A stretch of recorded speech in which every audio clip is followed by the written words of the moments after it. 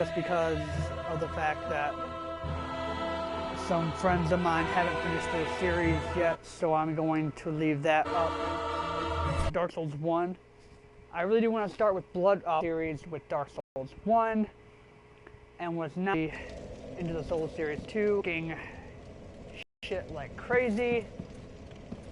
So I am going to leave Demon Souls up for later. Crap. Alright, a buddy of mine said they can't hear the because of music. So let me try to do something real quick. I didn't know I had music on. Standard. Oops, wrong button.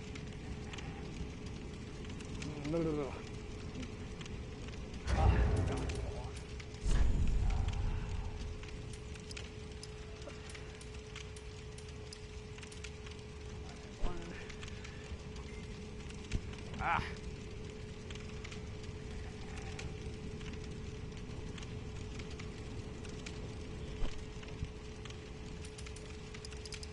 Around the music, some sound, some voice.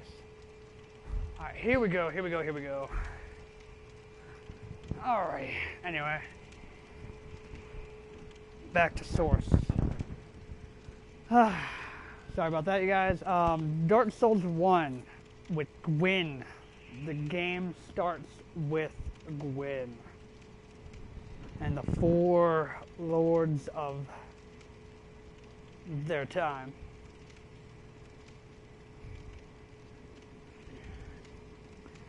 So, Gwyn was one of the first of the gods to show, and then Nito, the witches of Izalith. Seath is not an actual lord. He is just a person that comes and betrays his fellow kin to learn more about the ways of fire, and also because he is jealous of other dragon brethren for not being born with scales.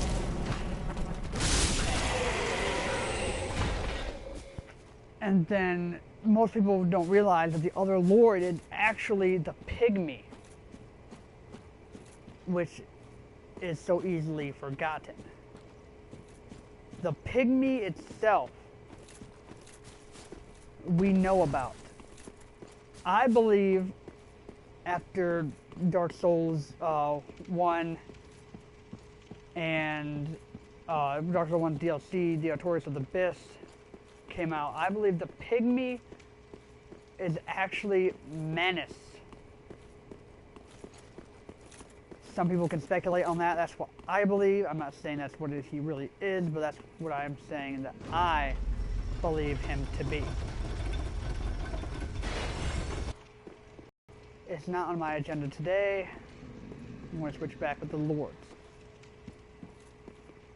Just because of the fact that the lords are... Oh crap, I forgot big boys down here.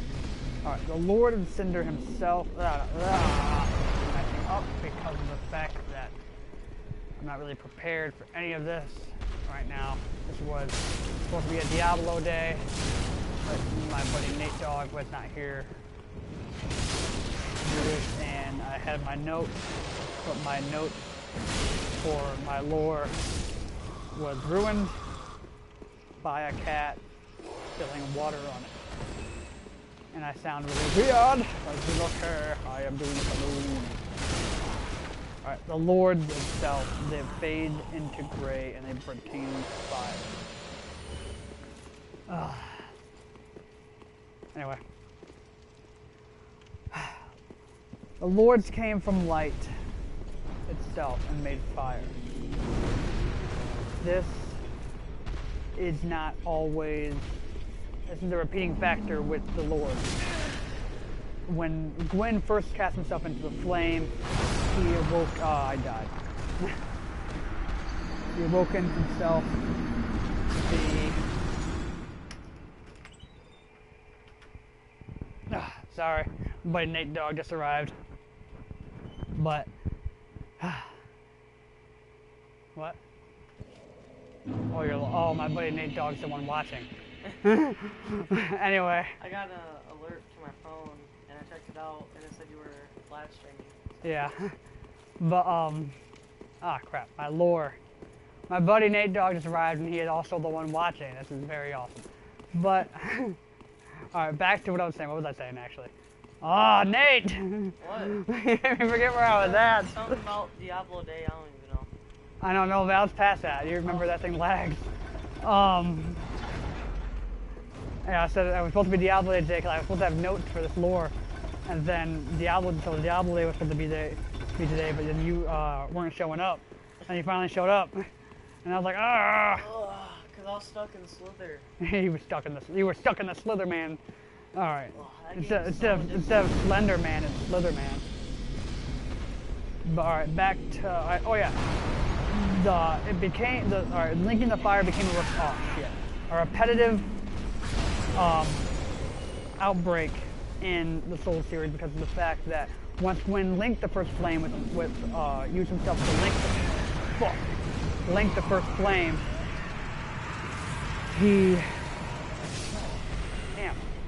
he sparked a linking continuance. And in that case, everyone thereafter is now having to link the flame to keep light awry. In the series, you've learned about his firstborn being cast out. In the later date, you find out why the firstborn is cast out. I will leave this up to discussion later because of the fact that, again, this is Dark Souls. My buddy of mine has not finished Dark Souls 3, so I cannot link any Dark Souls 3 lore out because he will be mad. And I am now dead again. I got greedy with that. Shit. But I know I haven't played Souls in a while. And then look, we just got into back in the Souls yesterday, and Bloodborne was hectic, man. And I'm in New Game Plus with this too. You just watch me die for the second time. All right, let me change my weapon because this one is so low key right now. No, that's not it. That's not it. There it is. All right, back to what I've been saying. I always forget that happened, and my buddies called me gay. Everybody that's Nate Dogg that called me gay. Why is it so change it? Alright. But healing to continuance. In the shit. I keep on forgetting the words, you guys. It sucks. I'm so sorry. Like I said, I had notes ready, and it turned out I forgot them, and they were destroyed by cats. Really? No, Nate, no, you have no idea. I freaking had all the notes ready, and all the stuff I needed to talk about, and how to say it, and make sure I didn't mess up. And then Cree spit water all over it. My name now. It says you changed it too soon or something. Ah. Well, that's gay. Gay. Don't slither.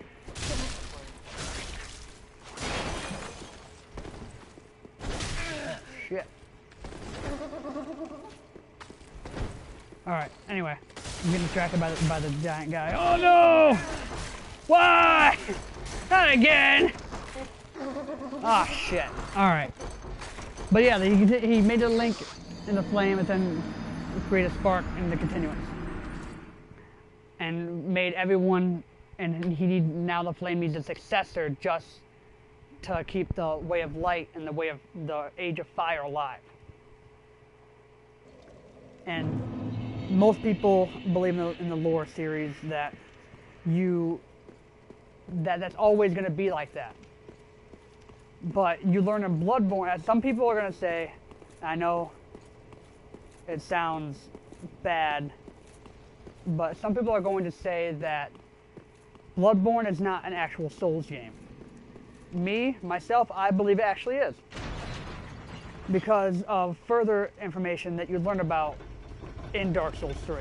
Wait, Office Reading Bloodborne as like Dark Souls 2.5. Technically, it's not 2.5. It would be a number. Technically, it would be a successor of Dark Souls 3, because Dark Souls 3 is still, as you can tell, just like Dark Souls 1 and Dark Souls 2. Bloodborne is in the more modern age of what we are, and I believe the reason of that being is because so many people have linked the fire, and everyone's, or to save the world and let there be life.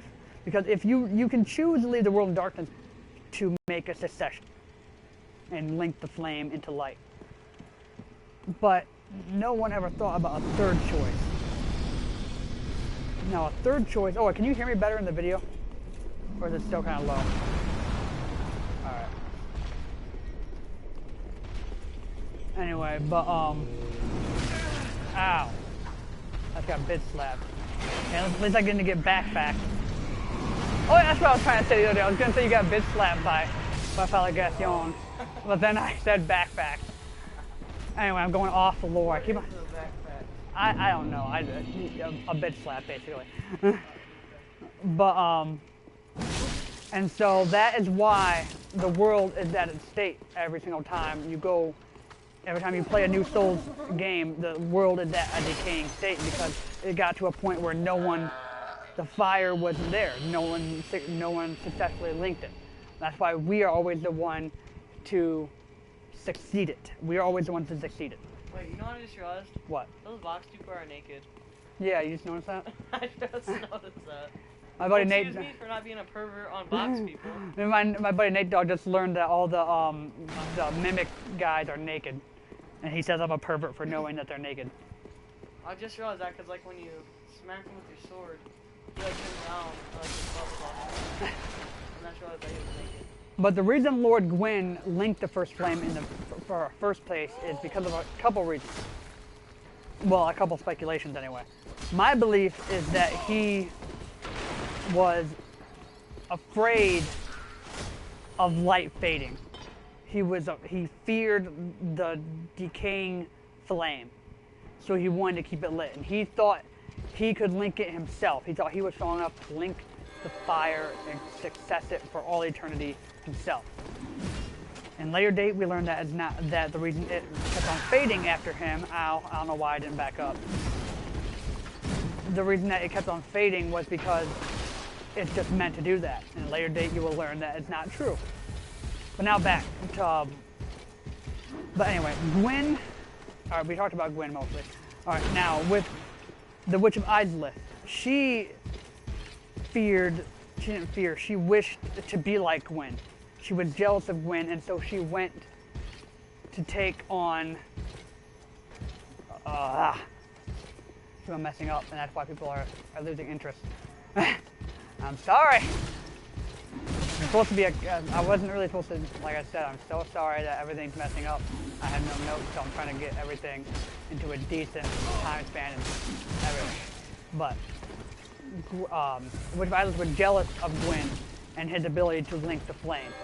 And then when it started dying out, she wanted to create the first flame again. She tried to replicate the first flame herself, which is also very wrong. Due to the fact that this world is not meant for false idols or false flames. Which mimics, basically like mimics. This world is not meant for those. It's not meant to have fakeness. I don't know how other word to say it. I keep on messing up. But yes, the world's not meant to have.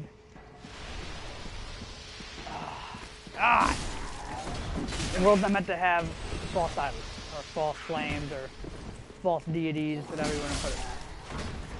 They want the real thing. The flame dwells in the light itself. I'm messing up everything that I'm saying. So I'm wording it the wrong way, I believe.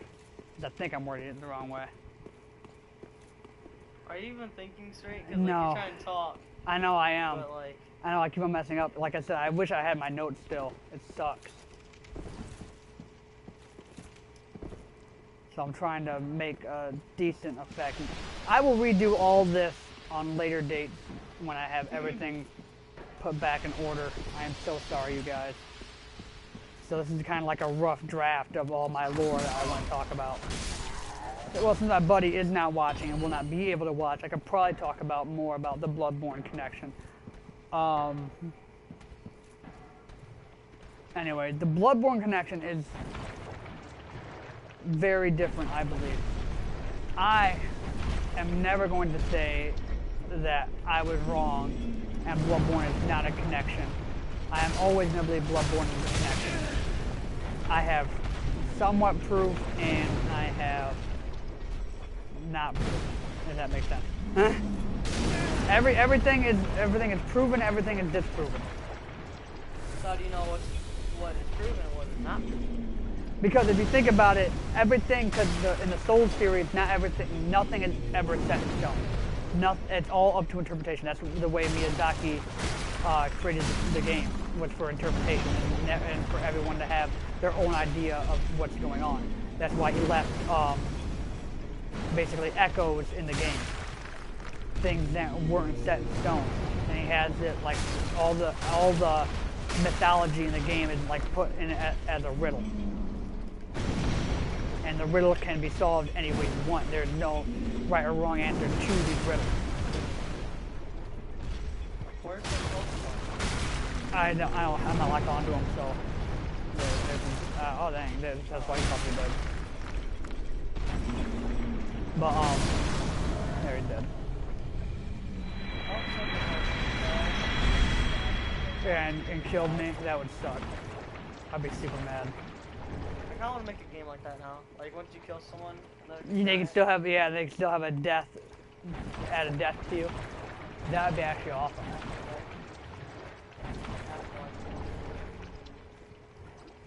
I think they somewhat have that. But, and like I said, seats of scales were just jealous of his dragon brethren for having scales and him not having scales. That's the only reason he chose to join the other ones, because he was not immortal. And he spent all of his time researching other ways to become immortal again. Like in Dark Souls 2, yes, I played Dark Souls 2, and most Dark Souls fans don't really play Dark Souls 2 because Miyazaki was not truly involved with the game. But it's still part of the game, and it's still connected somehow. Dark Souls 2 leads you to other questions.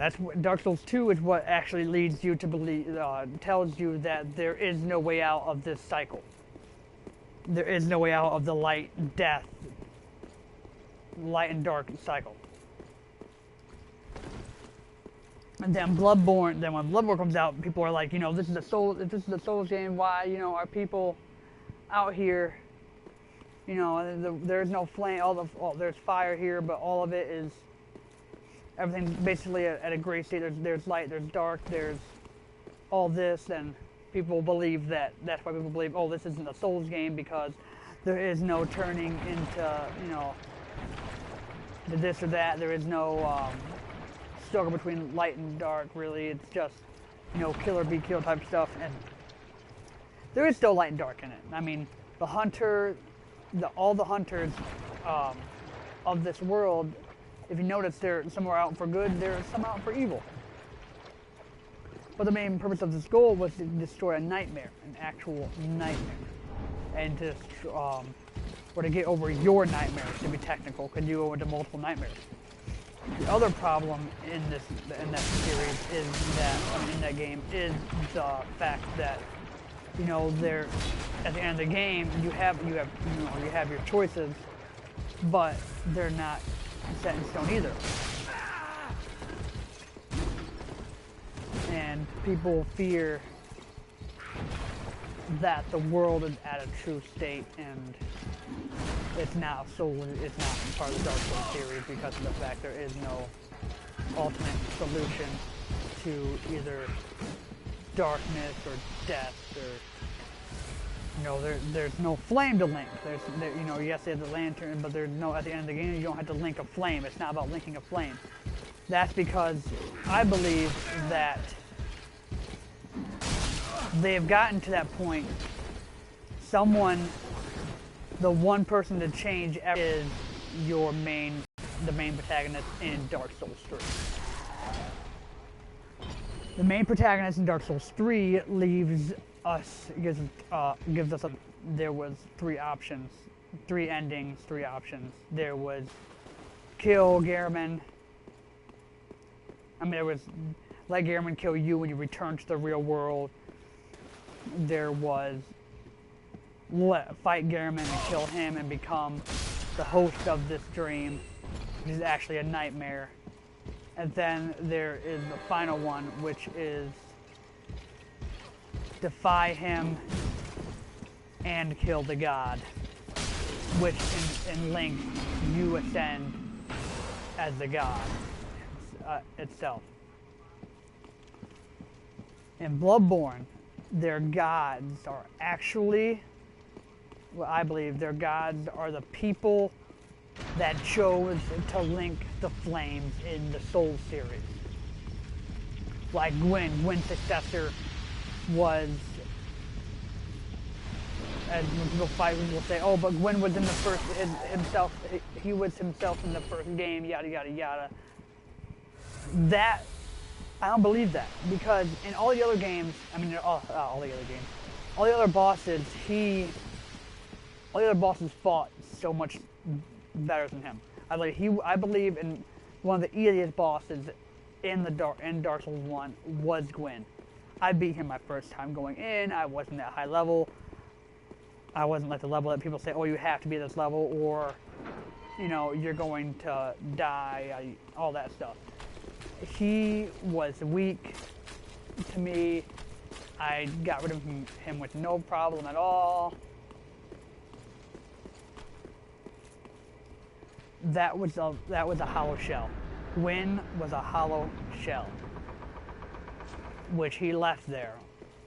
Gwyn left his body there in hopes that he will keep someone from linking the flame, because he believed that no one could succeed him, and he feared that immensely.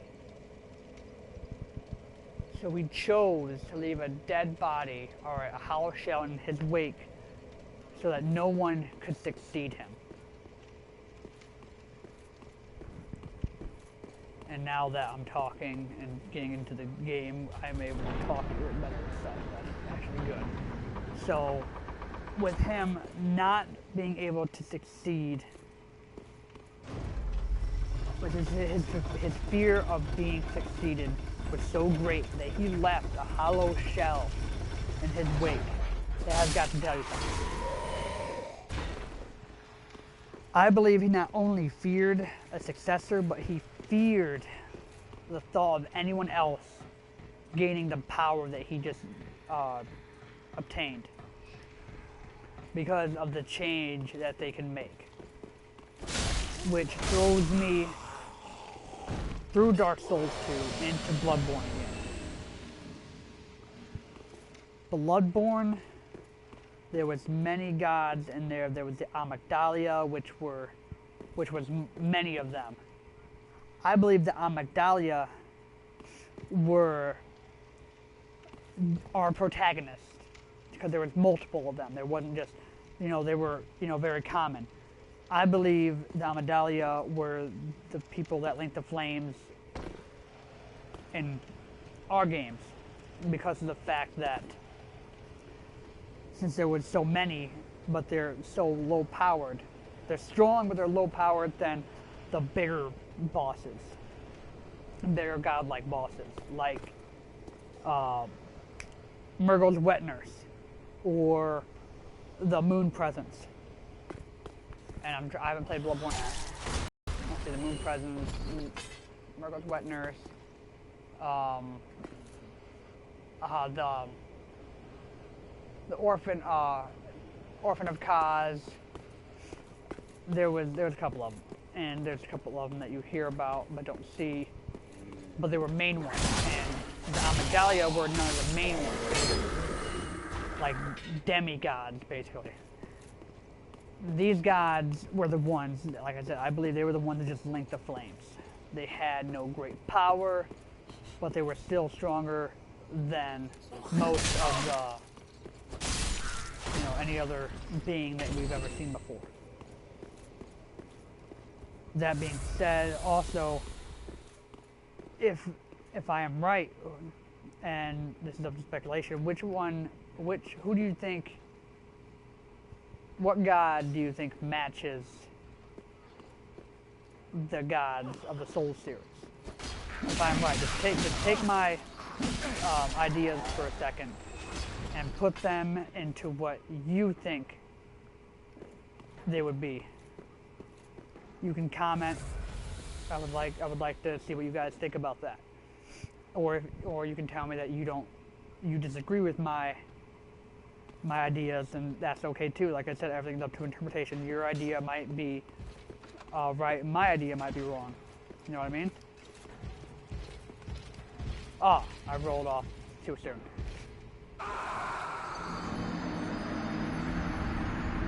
But like I said, everything up to interpretation. But it'd be nice to see what you guys think, because a lot of people, like my buddy, don't believe that Bloodborne is a connection to any of the other Souls games. Which I don't get mad. I don't care. I mean, if it really isn't, it really isn't. But even Miyazaki said that it didn't confirm or deny that it was a discontinuance or a continuance. He left that up to interpretation too. He said everything is up to interpretation. If they believe that Bloodborne is a Souls game, then Bloodborne is a Souls game to them. If they don't, then they don't, and it's no one's fault. It's not a bad idea or a good idea. It's not a bad idea to believe that the Bloodborne is a Souls game, because for a Souls fan like me, I would love for it to actually be a continuance, instead of just a discontinuance in just another series. And I hope they do make a Bloodborne 2 or 3, which would be, because since Dark Souls 3 technically is the end of the actual Souls series. I would love for them to add a Bloodborne 2 and possibly a number 3, then that would end the series. And maybe as that one goes on, as Bloodborne goes on, we can learn more about how they're connected, maybe. But anyway, back to how the reasons of how it's interconnected is Aldrich of the Deep feared and foresaw a great sea coming. And with that being said, in Dark Souls 3, Dark Souls 3, in Bloodborne, the Deep Sea Rune talks about the Eldritch Truth. Eldritch. The Eldritch Truth could have been misinterpreted, and they could have actually meant Aldrich, because Aldrich was the first one to learn about the deep sea and what was coming. So maybe they spelled Aldrich different in the New Age of that time period. And if that is true, that means Aldrich, the Eldritch Truth is actually Aldrich learning the truth of what is to come next. That one successor, all it needed was one successor in Dark Souls 3 to change the tide and break the cycle.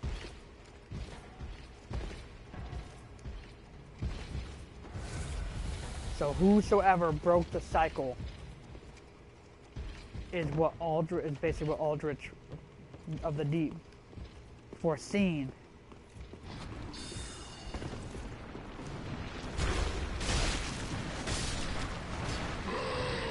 Gameplay going on, sorry. But I believe that Murgo's wet nurse might be Manus. I mean, yes, never. Oh, no, that would go against my thing.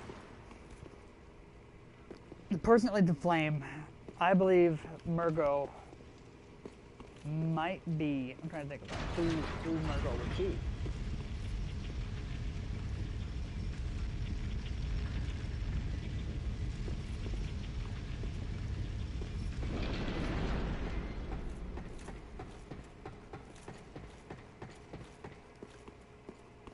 Murgo's wet nurse. Murgo's wet nurse is. Murgo's wet nurse is. Oh, I'm trying to think. I can't think straight. I believe Murgo's wet nurse to be one of the gods. Yes, I also believe that the god that Murgo portrays is crap. I had him down. So sorry, you guys. Again. Ugh. I feel so terrible. Anyway, let's just get off that topic for a minute because of the fact that I can't remember what I had down for Murgo. But with Gwen's fear and everything going on, I believe that he might be the great god Kaz. Yes, no? Yes, no one thinks that. Anyway, but the moon presence. No, the moon presence is also a good person to think of when you think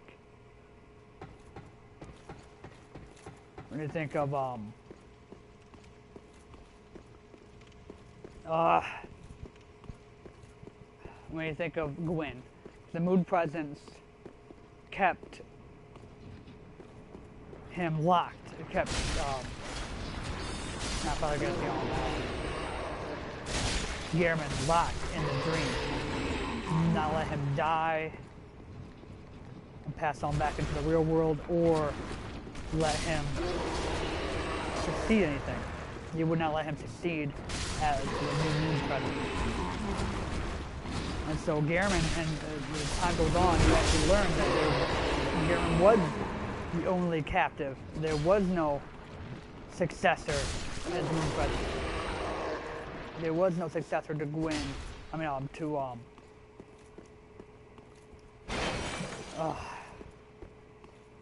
crap. To the moon presence. Gehrman was trapped in there for years. Probably hundreds of years before we came along. Our protagonist came along. Which also leads you to think, why is that? Why was he captured in there so long? Why was he kept? Why wouldn't the moon presence let him leave? Like I said, I believe that the moon presence was actually Gwen. Because Gwen also feared his great fear was being succeeded. So when out comes Gehrman to defeat these gods, these godlike creatures, which the moon presence also beckoned him to do. The moon presence beckoned him to kill and destroy any god that stood in Gehrman's way. Gwen wanted no one, not even his family, to link the flame and succeed it. The only family member that wanted you to, that thought it would work and thought that you should, was who? His daughter, Gwendolyn, and the primordial serpent, Fran. But that's because he worked under Gwendolyn. Because the only reason she believed it because she believed, since her father did it and that saved the world for a time, she believed that you should go and succeed her father. She did not know her father was afraid of someone surpassing his power. Which sucks that she learned. It sucks that she learned that.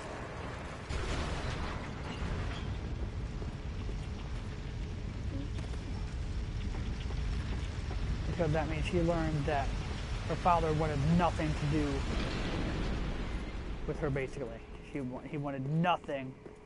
He didn't want her up in this newfound power that he obtained, because he could have easily showed her the way and how to become one, but he did not. He chose to leave her in the background.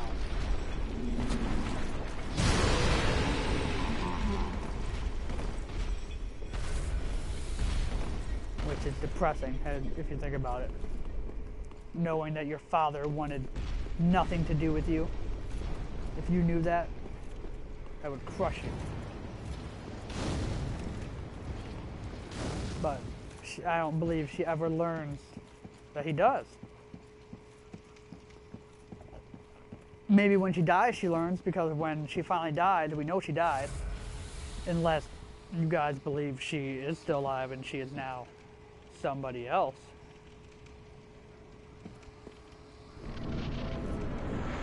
Anyway, here we are at the Guardians of the Eldritch Truth. The ones who guard the Eldritch Truth. The Deacons of the Deep. They hide and protect Eldritch of the Deep, who knows this truth. Why do they hide this? Why do they hide this? And why did Aldrich hide it? In fact, why is it hidden from the world? Why does he want no one to learn about this? Maybe because he knows that there will be a time without God, without kings, lords. But in Yharnam, they never talk about a president, a king.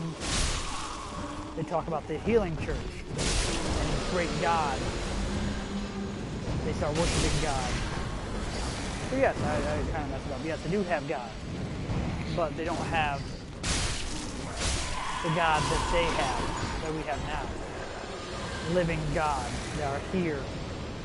And if someone denies their truth, they can, there is no denying the truth. They are here. They have been seen.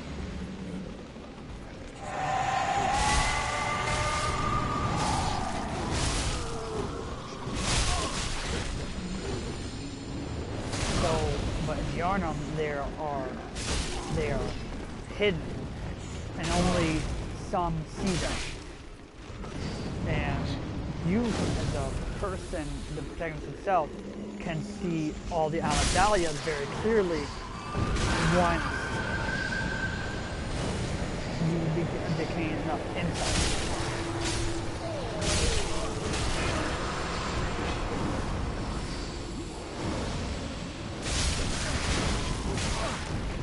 Ah! But so much to do last time. It's now not really hard to say. I can stay alive. But, they are not seen from. Kind of like how people don't believe in God that we have in Christianity because of the fact that no one, people can say, oh, you need not seeing. Seeing is believing. You need to see God to believe that he's here. So in this new world of Yharnam, in this new land, these new lands, they are not certain. They are not here. They do not technically exist.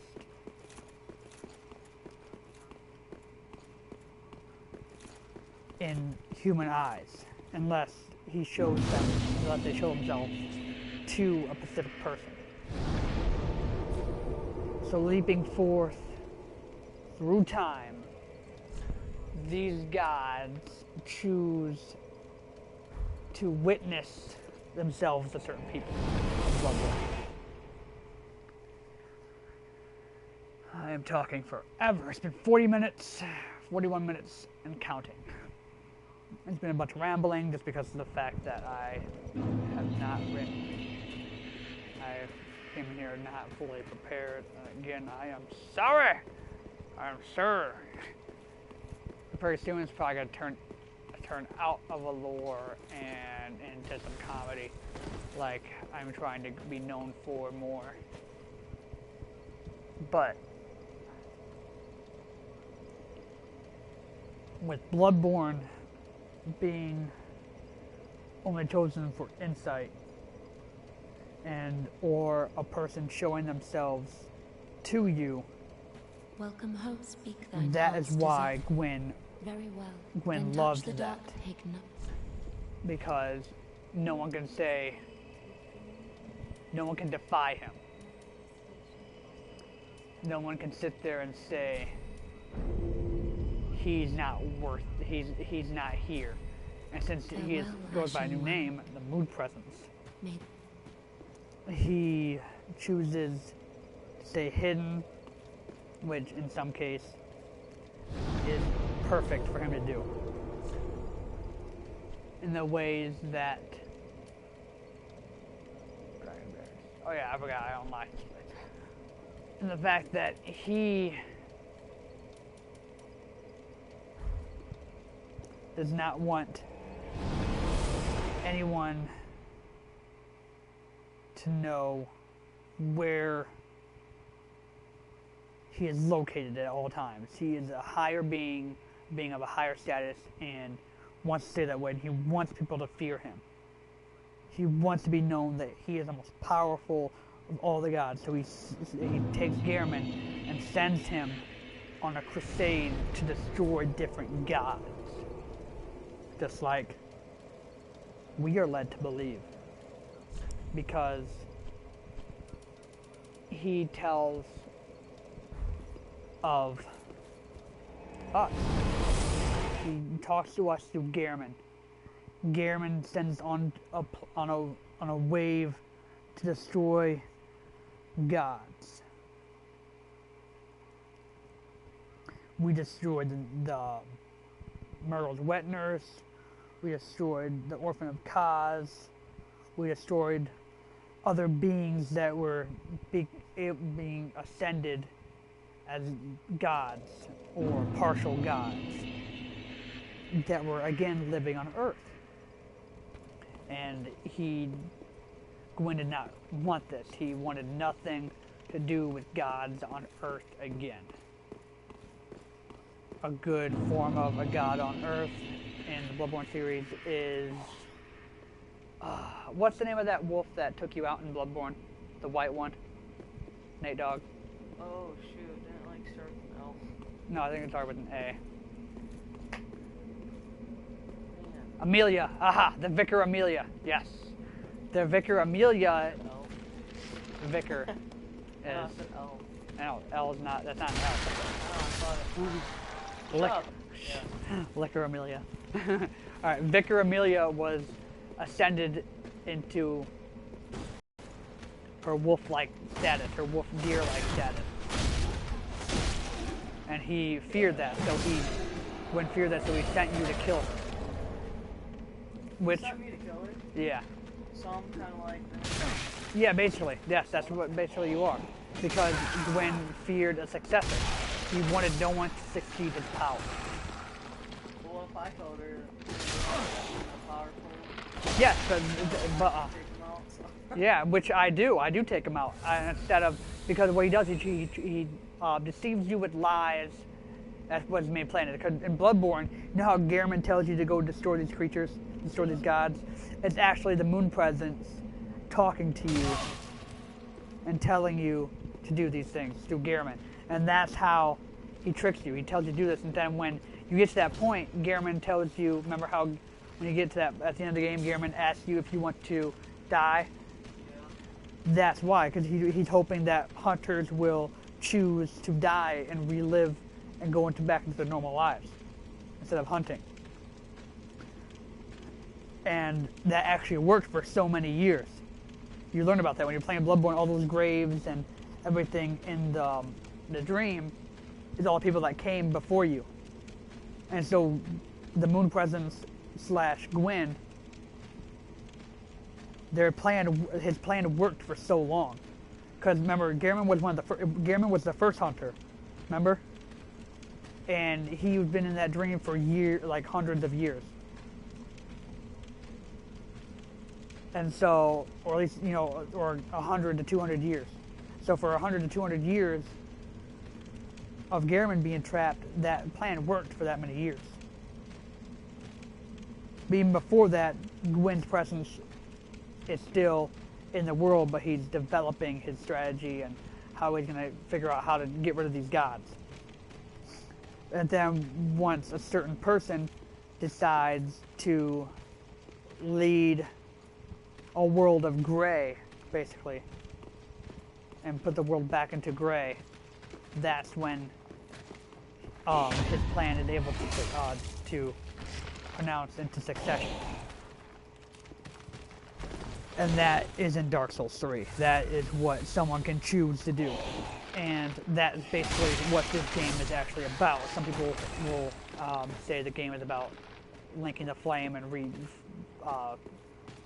rekindling the fire and making a flame again. That is not true. Like I said, if you're going based on Souls lore, like in Dark Souls 1, since it was a cycle, no one knew about another choice, that was the cycle. If you did not, if you left the world in darkness, there was going to be someone to come behind you and succeed you and link the flame. And didn't give no fucks about what the fuck you were talking about. And said, huh? Okay. Dark Souls talk. Clash Clans talk. Town Hall. Do you have everything else leveled up? The only thing I need is some barracks. Then Spring traps I don't really care about. I'm like still spring trap. What do you have Pika's yet? No, I have Town Hall 7. You're Town Hall 8, dude. I am? Yeah. Oh crap. Do you have dragons? Yeah. I'm trying to think. If you have all that, then yeah, go over to Town Hall 8 and get your Pikas. I thought it was Town Hall 7, dude. I'm lost, dude. I'm lost so bad. I thought it was Town